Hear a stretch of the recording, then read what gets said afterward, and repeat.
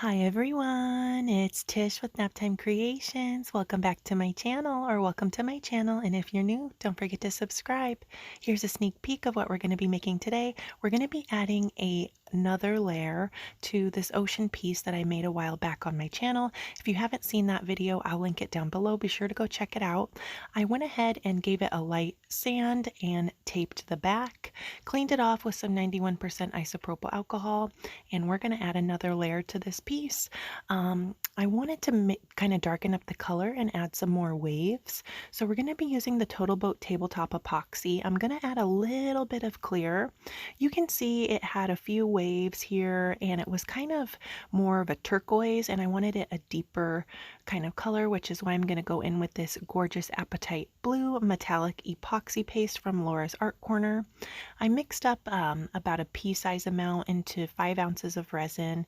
I added some clear to my round and added that Apatite Blue, and I'm just smoothing it out with my gloved hand.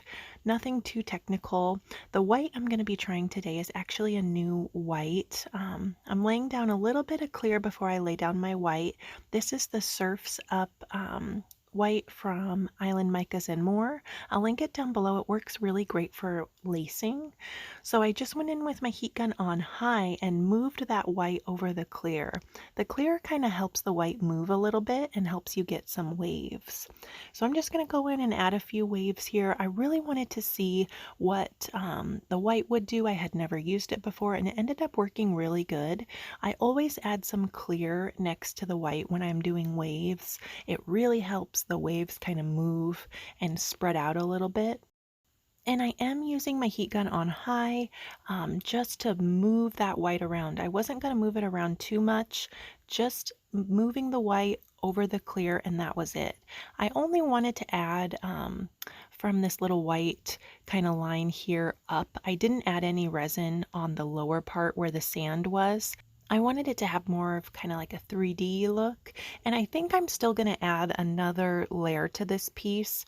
I might record it. Let me know if you guys want to see that if I add another layer, but here's how it's looking. The white laced out really nice, and I just wanted to darken up the kind of overall tone of the blue on this piece, and that was why I went in with the Apatite Blue.